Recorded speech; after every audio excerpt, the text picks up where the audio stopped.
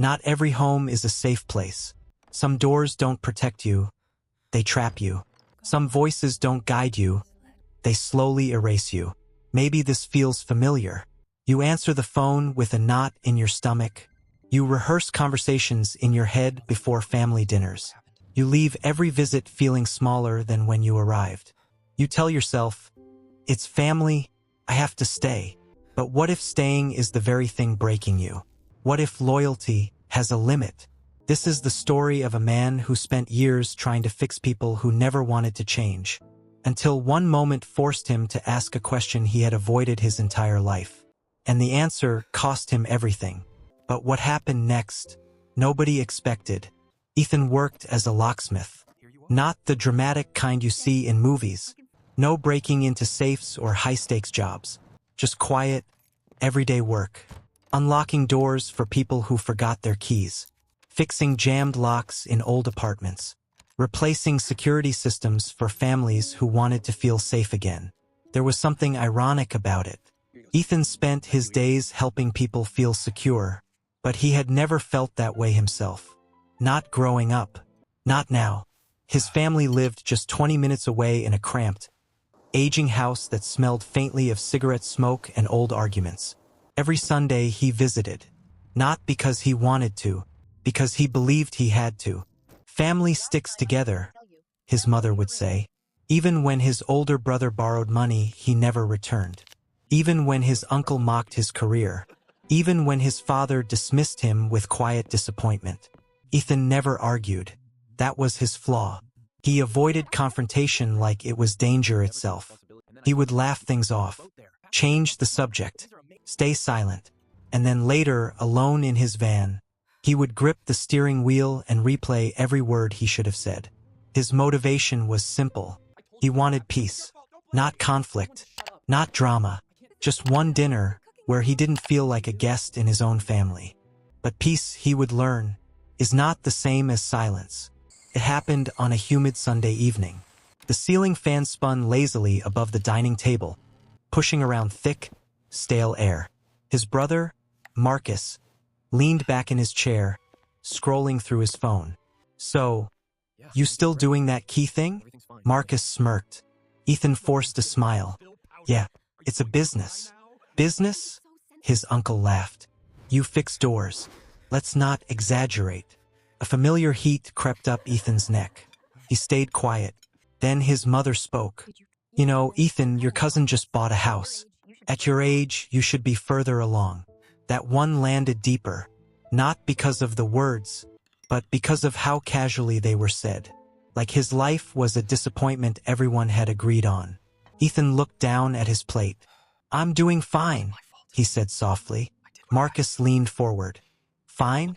You're almost 35, still driving that old van, and living alone like a ghost." Silence. The room didn't defend him. It agreed. And for the first time, Ethan felt something shift. Not anger, not sadness. Something heavier. A quiet realization. No matter what I do, it will never be enough for them. He stood up. "I should go." His mother frowned. "You always leave early." Ethan paused at the door. For a second, he almost apologized. That's what he always did. But this time, he didn't. And as the door closed behind him, the sound echoed louder than any argument. That night, Ethan didn't go home. He parked near an empty roadside lot where a broken streetlight flickered above him. The world felt quiet. For once, no voices, no expectations, just him. He leaned back in his seat, staring at the cracked ceiling of his van. Why do I keep going back? The question lingered. No answer came, just memories. Childhood dinners filled with tension. Being compared, being dismissed, and yet he had convinced himself it was normal, because everyone says, "It's family." A soft knock on his window broke his thoughts. An elderly man stood outside holding a small toolbox. Ethan rolled the window down. "Sorry," the man said. "You a locksmith?" Ethan nodded. "Locked myself out of my car. Again." The man chuckled. Ethan stepped out, grabbed his tools, and walked over. As he worked, the man spoke casually. "You ever notice People are more careful with their doors than their relationships? Ethan glanced up. What do you mean? The man smiled. If a lock is broken, we fix it. If it keeps failing, we replace it. But with people, we just keep forcing the same door open, even when it keeps hurting us. Ethan froze for a second. The click of the lock opening sounded louder than it should have. The man handed him some cash. Sometimes, he added, walking away isn't giving up. It's choosing not to stay locked in. Then he drove off. And just like that, Ethan was alone again. But something had changed. For the first time, he considered a possibility he had never allowed himself to think. What if I don't have to keep going back? The next Sunday, Ethan didn't show up. His phone rang. Once, twice, then messages. Mom, where are you? Marcus, ignoring us now? Uncle, don't forget who raised you.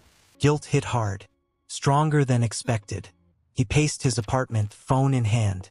Maybe I'm overreacting. Maybe I should just go. His thumb hovered over the call button. Then another message appeared. Mom, after everything we've done for you, this is how you repay us? That sentence twisted something inside him. Not guilt, recognition. It wasn't love. It was control. And suddenly he saw it clearly. All those years, it wasn't about connection.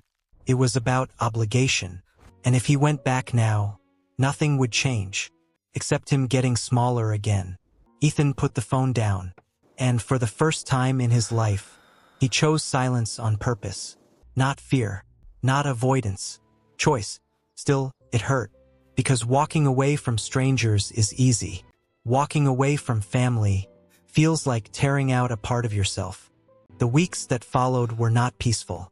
They were quiet, but heavy. Ethan found himself reaching for his phone on Sundays, out of habit.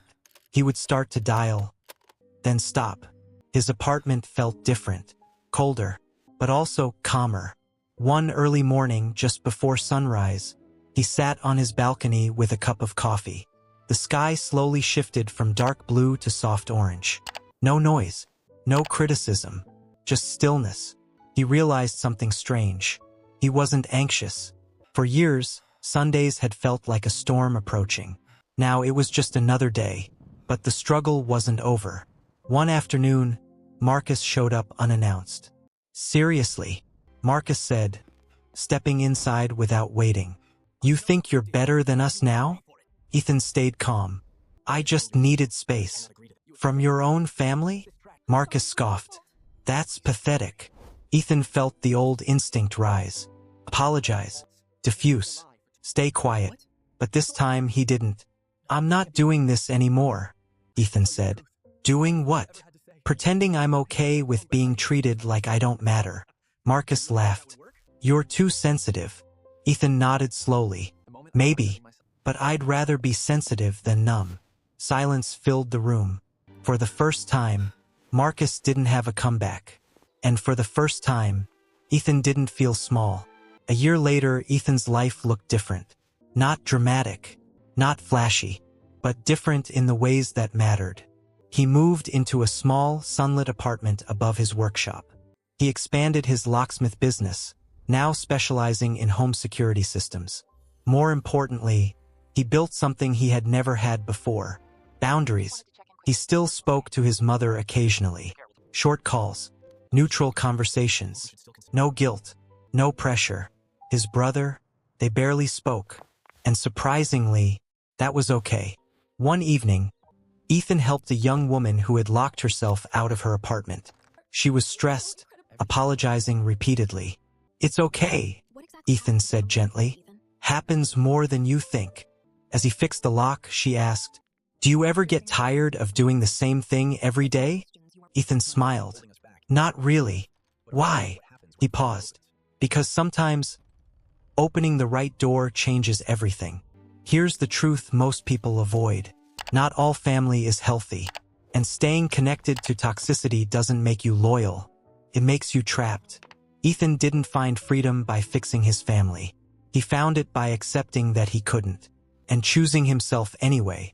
A powerful insight, The average person spends over 2,000 hours a year around the same people. That's nearly 83 full days of your life. Ask yourself, who are you becoming in those hours? Because over time, the people around you don't just influence your life, they shape your identity. And sometimes, the bravest thing you can do is walk away from the door that keeps hurting you. Action for today.